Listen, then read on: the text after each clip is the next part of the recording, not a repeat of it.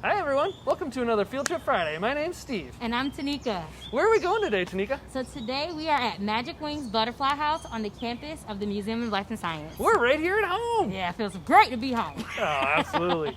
I can't wait to meet all the people who work here at the Butterfly House and see what they do. Yeah. It'll be cool. Let's go, friends.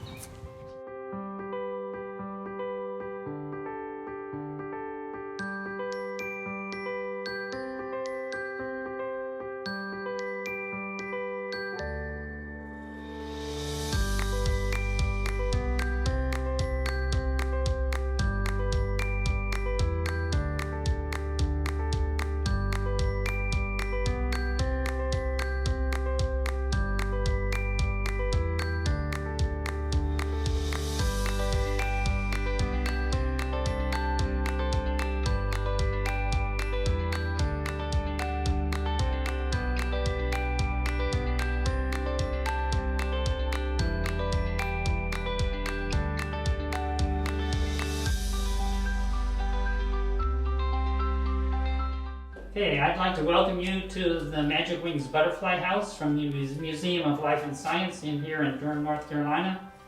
I'm John Willard. I'm a volunteer here in the Butterfly House. I've been volunteering since the Butterfly House was open. Okay, we just received a shipment of chrysalises from a butterfly farm in Suriname. Suriname is a small country on the northern coast of South America. We get all of our butterflies for Magic Wings Butterfly House from butterfly farms around the tropical world, to include several in Central and South America, Malaysia, the Philippines, and Kenya and East Africa. And like I said, today they arrived from a butterfly farm in Suriname. So we unpack them from their shipping containers. As we're doing that, we check to see that they're healthy. Sometimes they might emerge in transit, which is not a good thing, but it does happen. So they are, normally they're pretty easy to handle. You have to handle them gingerly. If I wanted to, I could squish them. And particularly if you get some that are, if a shipment gets delayed, for instance, en route, and there's some that are really ready to come out, then the outside of the chrysalis gets very soft. And then you have to be particularly careful. How long have you been doing this work, John? Since the Butterfly House opened, I've been volunteering doing this for 22 years. That is awesome. Cool. So Uli, can you tell us who you are and what you do here?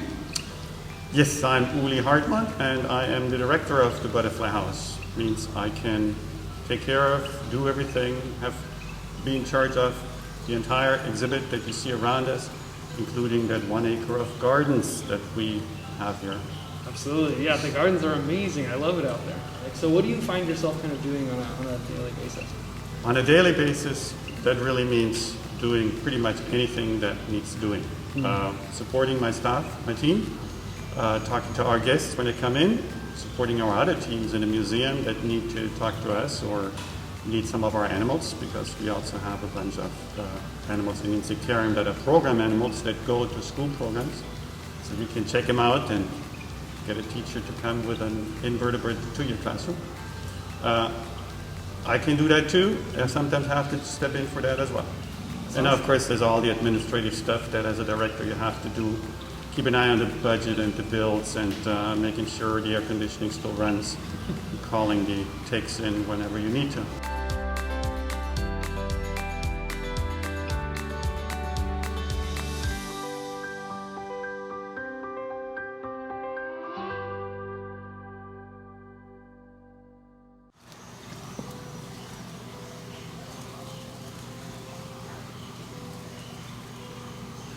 Now again, these are tropical butterflies. They will not leave this building.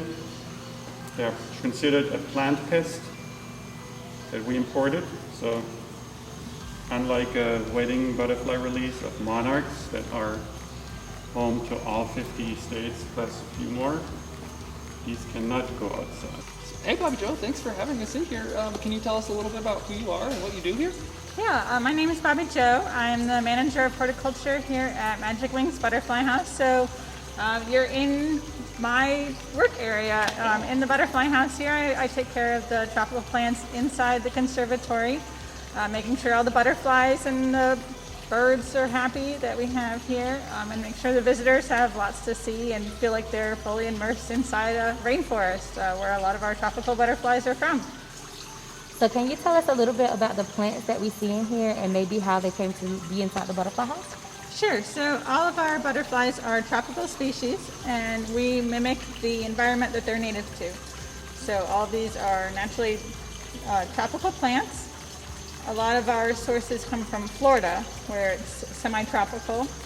As a horticulturalist, what are some of the things that you consider when you're thinking about plant placement or kind of just plant organization? When you come into this space, what are the things that catch your eye and you're like, I need to take care of that, I need to fix this, what things happen for you? Well, most people don't realize, but the butterfly conservatory here is broken into sections. When you first come in this whole front section here is our food and spice area. So we have over 45 different types of edible plants in the conservatory, and they're mainly up in this area.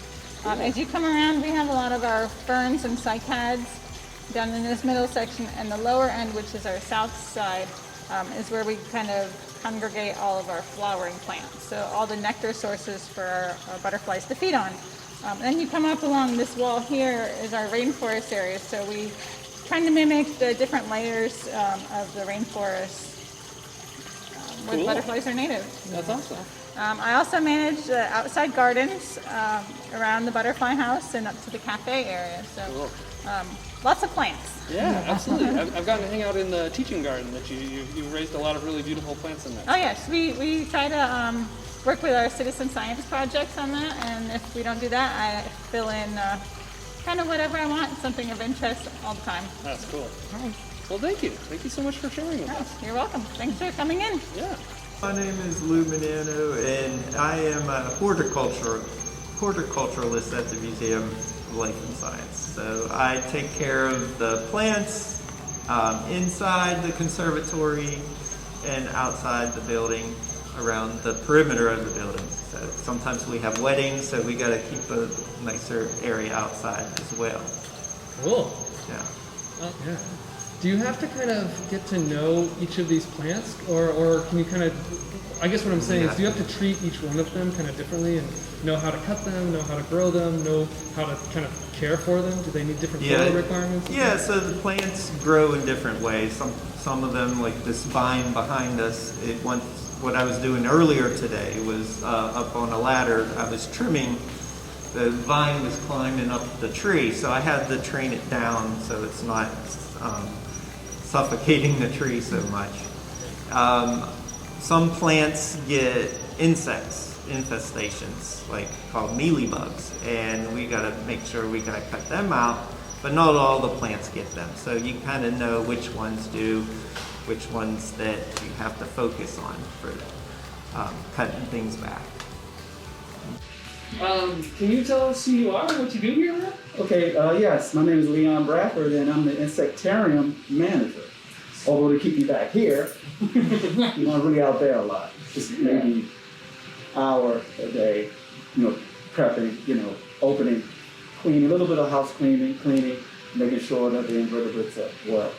So it's like a morning checkup. Absolutely. I just saw you cutting up these like fruits and vegetables. Are those going to be diet for some of the? Yeah, they actually eat better than we do. Most of the stuff is organic, has to be peeled. And then you go to the grocery stores, I guess people touch a lot of bacteria and no telling, what else is on the fruit. So we usually just peel to make sure. Yeah. And it helps. Yeah. Yeah, because I can imagine some of these invertebrates, they would be obviously sensitive to pesticides or other things, chemicals that people might have in their lotions and all the stuff that they perfumes. Yeah, exactly. Yeah. Cool. Yeah. You mentioned that you spend some time back here, a lot of time out there. What do you spend your time doing in a given day? Most of it is husbandry, meaning to take care of. So you do a check, you check to make sure the invertebrates are well. But you also have to do a little bit of house cleaning. You notice some of the, I was over here this morning, just a little bit of cleaning, making sure you get the leaves up. Because if it's clean, you can see what's going on. Right. Okay. And feeding. You have to give them a proper diet. This time of year is a little tricky because everything's new. Chemically speaking, in plants, some of the compounds may be a little too strong for the stick insects and stuff like that. So you gotta watch what you give them until you get them on their perfect diet. When we do the husbandry means I look at this, I said, well, I have to check her out to make sure she's okay. You know, sometimes in the middle of the night they can hurt themselves. Doesn't take much. And you look inside the container, still has water, moist on one side, dry on the other. And this animal is probably 12 years old. Yeah. Yeah. Do you mind if I pick her up? Oh yeah, sure.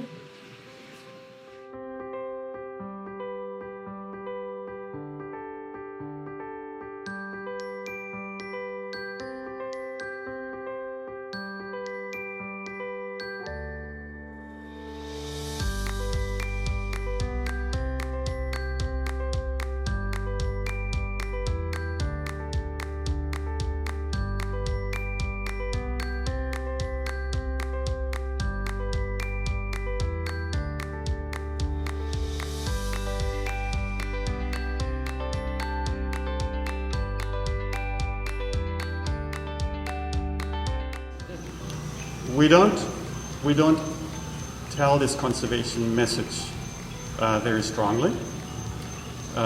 We don't do conservation right here on site in the same sense that most people believe conservation or what conservation is. We don't protect with huge investments in research. The lions are like Sherry in our animal department here at the museum, the red wolves. Our biggest contribution to that is our messaging, and then also our investment into these breeders that produce these butterflies. And you heard the story of how our butterflies came in, how we post them, how we hang them in, and they just live here as an adult. The other stages all happen in the tropics. Our 5-6 breeders that we use, they are big groups of many, many families that live off the production of these pupae, and those are the true conservation heroes. Right, and so the conservation effort is more a kind of an ambassadorship here, and then also an investment in conservation efforts that are happening in these tropical locations. Well said, yes, thank you, Steve. Cool. That was so cool. Yeah, I really enjoyed seeing some behind the scenes parts of the butterfly house that I really don't get to visit a lot. Absolutely, and I've known many of those people for many years, but even still, I learn new things about them all the time and kind of ways that they care about the environment and the museum and the work that they do here, and it was so fun just getting to know them better. Yeah, absolutely. Thanks for joining us, everybody. We'll see you in the live Q&A, where we'll get to talk to some of these folks that we met today and ask them all sorts of cool questions. See you there, friends.